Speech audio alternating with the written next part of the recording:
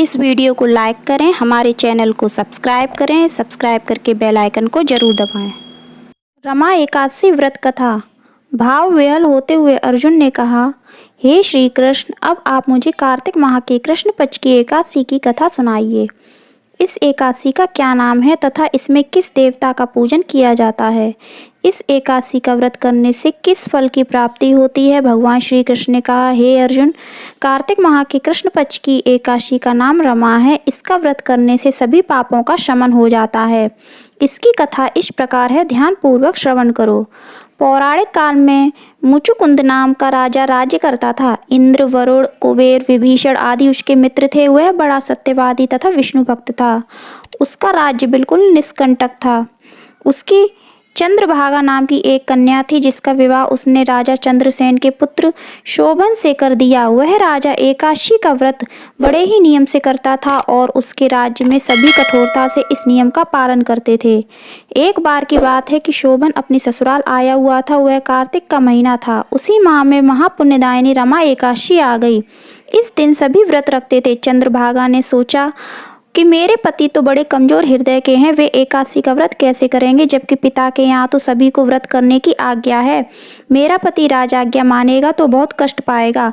चंद्रभागा को जिस बात का डर था वही हुआ। राजा ने आदेश जारी किया कि इस समय उनका दामाद राज्य में पधारा हुआ है, अतः सारी प्रजा विधान पूर्वक एकादशी का व्रत करे। जब दशमी आई तब राज्य में ढिंढोरा पिटा।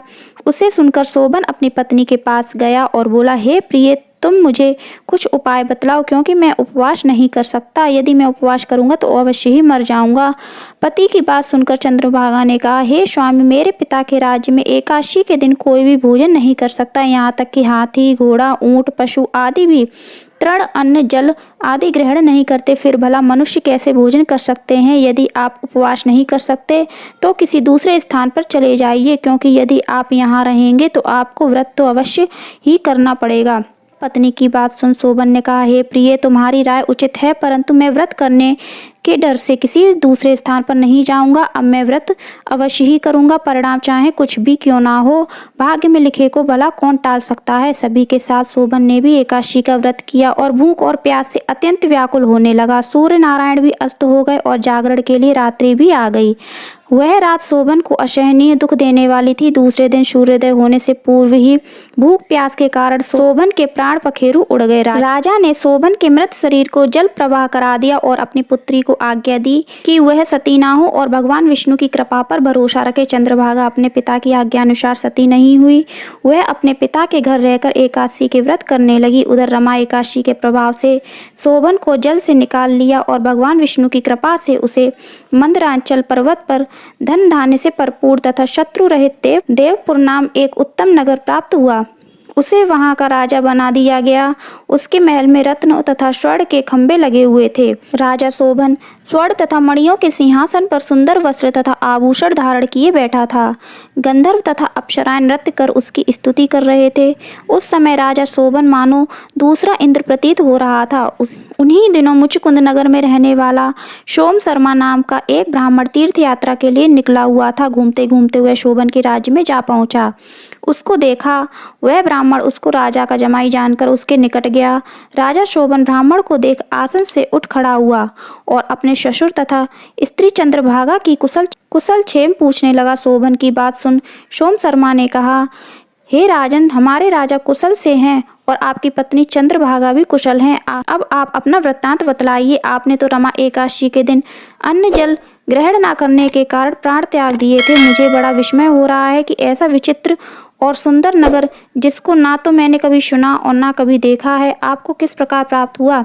इस पर शोभन ने कहा, हे देव, यह सब कार्तिक माह के कृष्ण पक्ष की रमा एकादशी के व्रत का फल है। उसी से मुझे यह अनुपम नगर प्राप्त हुआ है, किंतु यह अस्थिर है। शोभन की बात सुन ब्राह्मण बोला, हे राजन, यह अस्थिर क्यों है और स्थिर किस प्रकार हो सकता है, सो आप मुझे समझाइए। यदि इसे स्थिर करने के लिए मैं कुछ कर सका तो वह उपाय मैं अवश्य ही करूँगा। राजा शोभन ने कहा, हे ब्राह्मण देव, मैंने वह व्रत विवश होकर तथा श्रद्धा रहित किया था, उसके प्रभाव से मुझे यह अस्थिर नगर प्राप्त हुआ। परंतु यदि तुम इस वृत्तांत को राजा मुचकुंद की पुत्री चंद्रभागा पे कहोगे तो वह इसको स्थिर बना सकती है। राजा शोभन की बात सुन ब्राह्मण अपने नगर को लौट आया और उसने चंद्रभागा से सारा वृत्तांत कह सुनाया।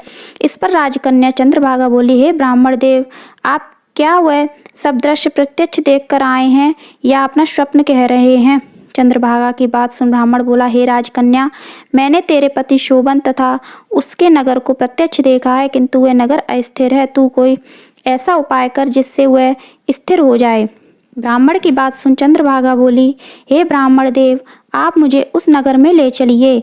मैं अपने पति को देखना चाहती हूँ। मैं अपने व्रत के प्रभाव से उस नगर को स्थिर बना दूंगी। चंद्रभागा के वचनों को सुनकर वह ब्राह्मण उसे मद्रांचल पर्वत के पास वामदेव के आश्रम में ले आया। वामदेव ने उसकी कथा को सुनकर चंद्रभागा का मंत्रों से अभिषेक किया। चंद्रभागा मंत्रों तथा व्रत के प्रभाव से दिव्य देह धारण करके पति के पास चली गई। शोभन ने अपनी पत्नी चंद्रभागा को देखकर उसे प्रसन्नता पूर्वक आसन पर अपने पास बैठा लिया। चंद्रभागा ने कहा, हे स्वामी, अब आप मेरे पुण्य को सुनिए। जब मैं अपने पिता के घर में 8 वर्ष की थी, तभी से मैं सविधि एकादशी का व्रत कर रही हूँ। उन्हीं व्रतों के प्रभाव से आपका यह नगर स्थिर हो जाएगा और सभी कर्मों से भरपूर होकर प्रलय के अंत तक स्थिर रहेगा। चंद्रभागा दिव्य स्वरूप धारण करके तथा दिव्य वस्त्रालंकारों से सजकर अपने पति के साथ सुखपूर्वक रहने लगी। हे अर्जुन, यह मैंने रमा एकादशी का महात्म्य कहा है। जो मनुष्य रमा एकादशी के व्रत को करते हैं उनके सभी पाप नष्ट हो जाते हैं। जो मनुष्य रमा एकादशी का महात्म्य सुनते हैं वह अंत समय में विष्णु लोक को जाते हैं। बोलिए भगवान विष्णु की जय। यदि आपको यह संपूर्ण कथा पसंद आई हो तो वीडियो को लाइक करिएगा और ज़्यादा से ज़्यादा इस कथा को शेयर करिएगा। हमारे चैनल को सब्सक्राइब करिएगा और कमेंट में जय विष्णु भगवान अवश्य लिखिएगा। धन्यवाद।